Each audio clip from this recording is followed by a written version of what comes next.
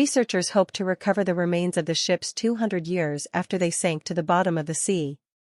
Archaeologists in the Bahamas have discovered the remains of 14 ships that once carried slaves across the Atlantic Ocean, from Africa to the Americas. Among them was the Peter Mawel, an American galleon that sank off Linyard Cay near Great Abaco Island in 1860, with about 400 enslaved Africans on board. Also smaller were ships that carried slaves to sugarcane, coffee, cotton, and tobacco plantations in North America and around the Caribbean. Most of the known shipwreck sites have been recorded in 18th and 19th century texts, but have not yet been surveyed.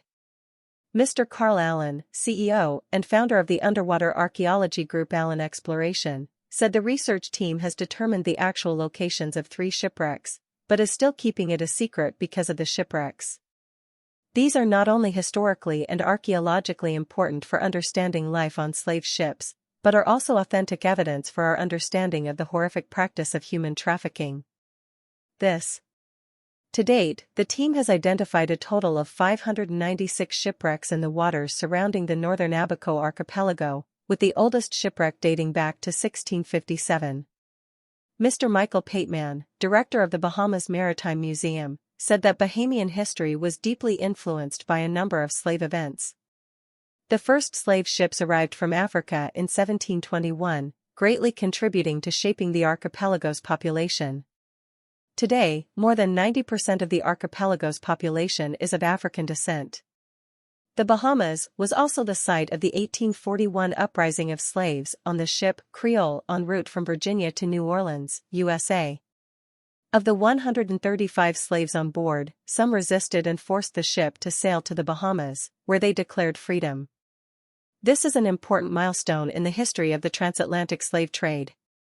The location of the wreck shows that the Bahamas was once a major intersection between Africa, the southeastern United States, Cuba, and the Gulf of Mexico.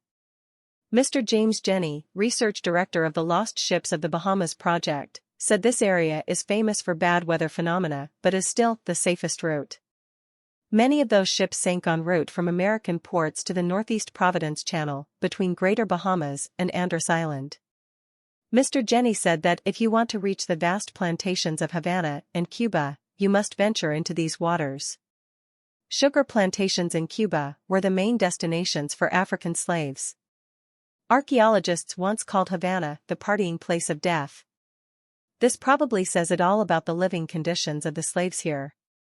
African slave workers lived in squalid huts, wore iron slave collars, and worked 7 days a week, with only 4 hours a day off during the sugarcane harvest.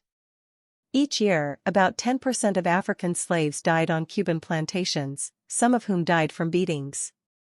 Here, the research team will conduct field diving to find out what remains on ships that have sunk for 200 years under the sea.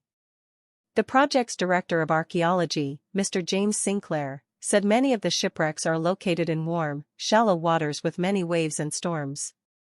This is unfavorable weather conditions for field research. The group's goal is to describe what remains and find a better way to preserve these rare relics for future research.